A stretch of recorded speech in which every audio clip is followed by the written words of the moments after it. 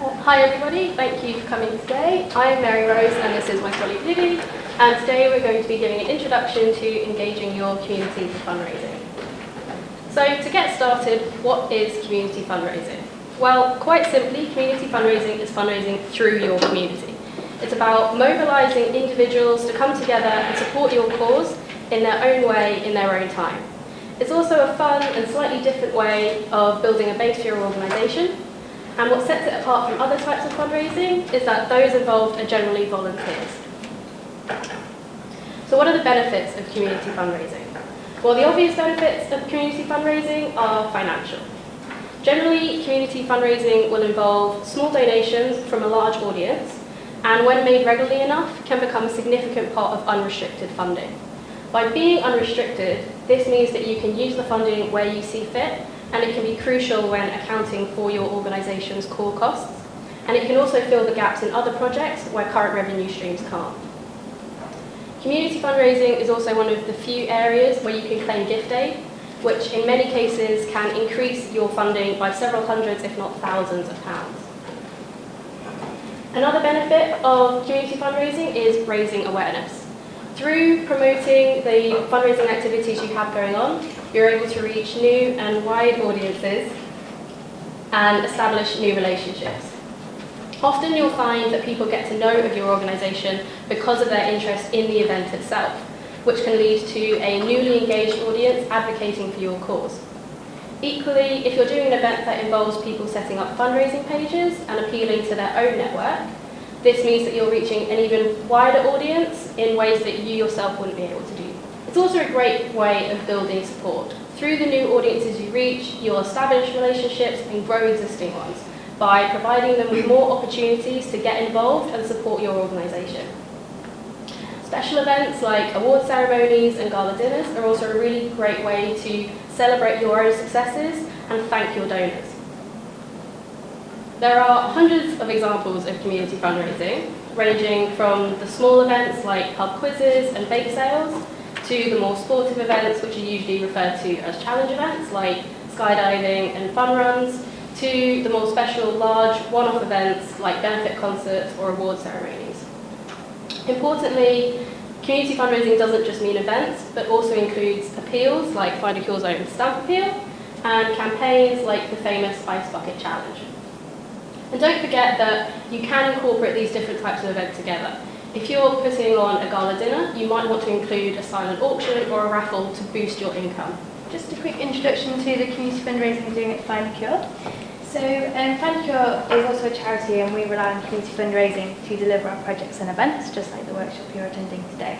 We're quite a small team, probably similar size to your own teams, maybe a bit bigger for the newer groups among you, or a bit smaller for the more experienced. Community fundraising forms a part of what myself and Mary Rose do day to day. So if you have any questions about anything to do with fundraising at all today, just come to one of us, or any of the Findacure team have all been involved in fundraising. This is just a quick collage of everything, or lots of the different things we've been doing at Findacure.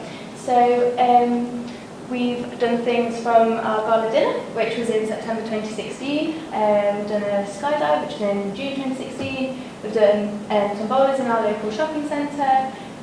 We've done a Christmas appeal. We've had places in the Royal Parks Half Marathon for the last couple of years. We've got places again this year. So if you have any questions about anything to do with these, please do direct them to us, and we'll do our best to answer them. And I think the important point to note is that while each of these hasn't necessarily brought in as much money as, say, a successful grant application, they really have helped us to engage new supporters and build relationships with existing supporters, and that has provided a worthwhile long-term benefit, and that's through their ability to promote the charity publicly. So the next stage is planning a community fundraising project. Apologies if any of these seem quite obvious, but it's so easy to overlook the very simple things. So the first thing you'll need to do in any fundraising activity is outline your fundraising idea. This means laying out exactly what it is you want to do, how you're going to do it, and what you'll need to achieve it. You should also be very clear to identify who your stakeholders are. Depending on what event you're doing or project, this means determining who your community is, who you think will get involved in your event, who your event is aimed at, or who you think will donate. Right at the outset, you should be very clear to define your aims and objectives. It's crucial that the primary aim for a fundraising project be financial, with other benefits as an added bonus. If what you really want to do is raise awareness or share information, then you might be better off looking at a workshop or a conference. You should also consider what is achievable by your organisation. It's very easy to let enthusiasm and eagerness take over and forget about what's actually realistic. So if you're a small organisation or have very limited funding, then doing an event like a gala dinner that's high cost and high effort may not be the best use of your time. You may be better off looking at a small event or a challenge event, which lots of people can get involved in, is relatively less effort, low cost, and might actually bring you in the same amount of money, if not more. Which leads me to my next point of setting a budget. Work out what your anticipated costs are and what you'll need to break even. This should help you in setting a fundraising target or a ticket cost and ensure that you get the best return on investment. And don't forget to factor in your staff time. This is often overlooked, but it's really important to assess whether the profit you think you'll make will actually cover the time and effort that you put in. And lastly, don't forget to check the calendar before you make any important announcements. You might find there's other events taking place around the same time that could conflict with yours, or you may find that a similar event's already taking place that you could join in on rather than creating your own. So once you have the initial planning out of the way, the next thing you need to do is put this into effect. First thing you should do is assign tasks. Look at all the different things that you need to do and who's going to be responsible for doing it. Ensuring this at the outset means that important tasks won't get overlooked, such as booking a venue or accommodation, designing promotional materials, or ordering branded merchandise like running vests or wristbands. You should also set a schedule and make a note of any important deadlines, which might include when charity places go on sale, when you need to register participants by, when you want to begin advertising, or when to begin or end a campaign. Before you make any major announcements, you should also secure your funding. This might be as simple as ensuring that you have enough funds to cover your outgoings, or might be more complicated and involve making external sponsorship requests or appealing to the local community for raffle prizes or auction items. And don't forget to expect the unexpected. Rarely does any project go 100% to plan, and it's really important not to panic when these things happen. It's quite easy to identify at the beginning where there might be areas where something could go wrong, and if you can plan a contingency, if you have a contingency plan to deal with these, it will make a much smoother process. For example, if you're doing an outdoors fundraising activity, you might want to think about what will happen if there's bad weather. Or if you've entered into a challenge event, you might want to look up what the process is if one of your participants needs to withdraw before the day.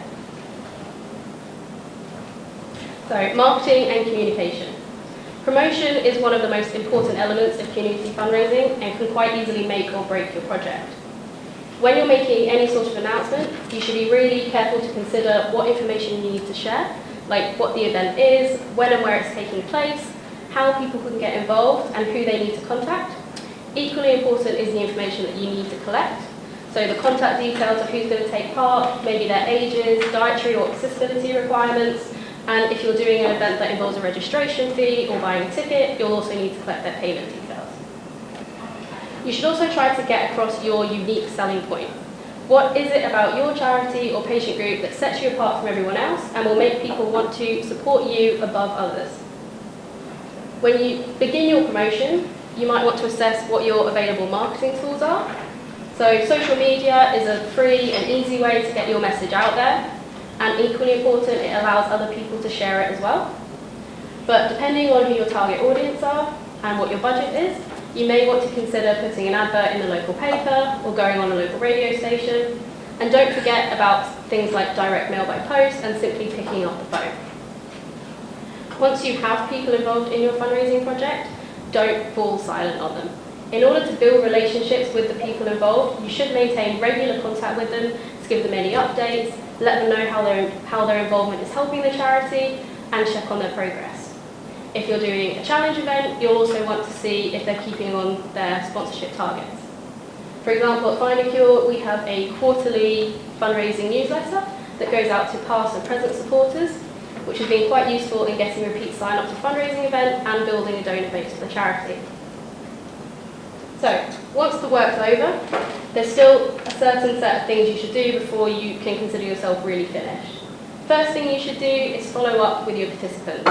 Congratulate and thank them for taking part, and let them know how they've contributed to you, and collect any feedback, which is particularly important if you're doing a big event like a gala dinner, which will help you moving forward what you can do next time.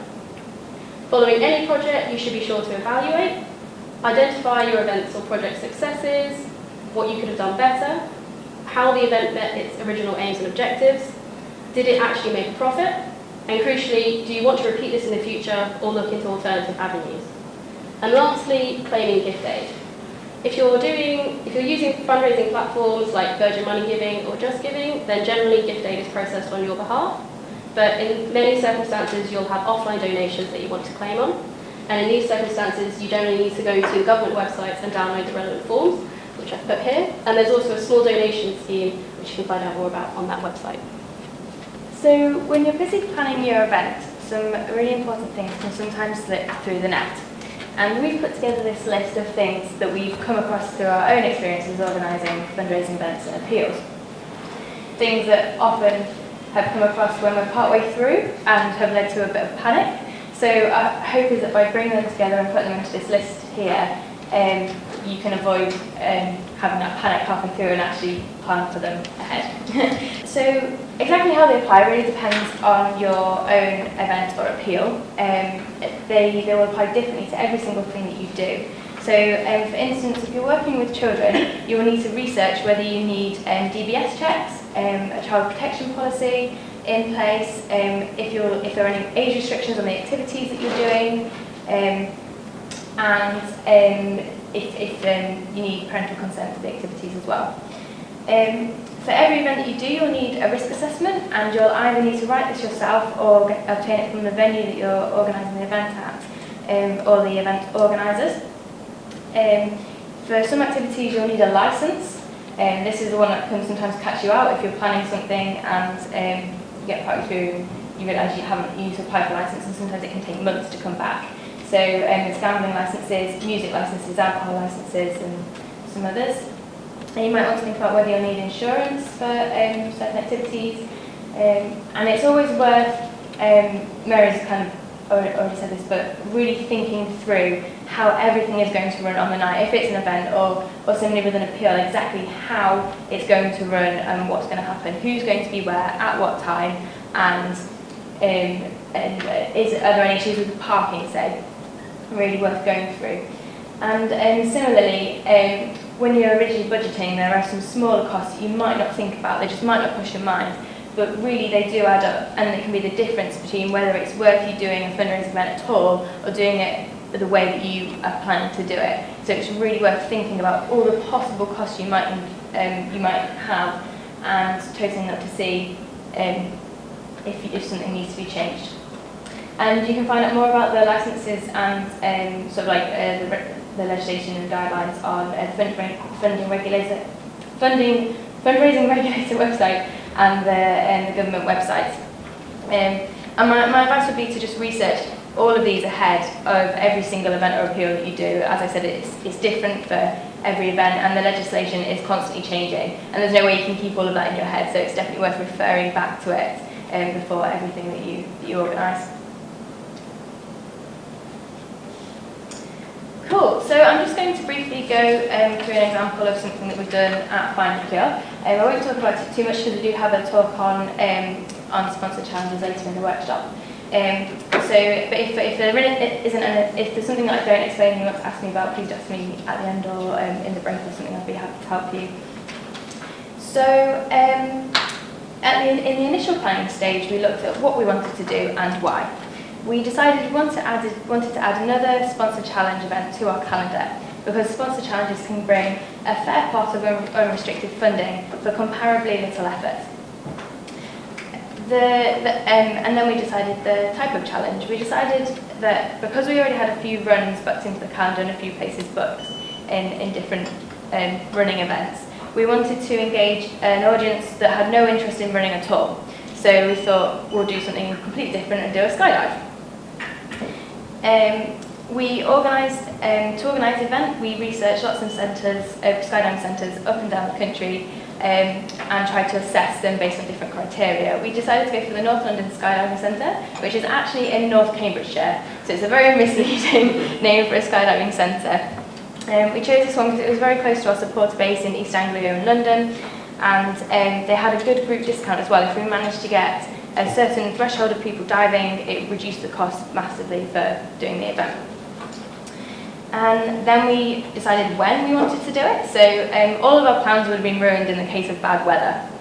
And we didn't really have a contingency for this because you can't do an indoor skydive. Well, you can on the wind tunnels, but it wouldn't have gone ahead. So we tried to choose a date that was as close to summer as possible without interrupting the school holidays when potential supporters who might have gotten involved might have been on holiday. So we went for the 25th of June. And then we budgeted and did organised the final details for the event, such as timings and some of our other unforgettable forgettables.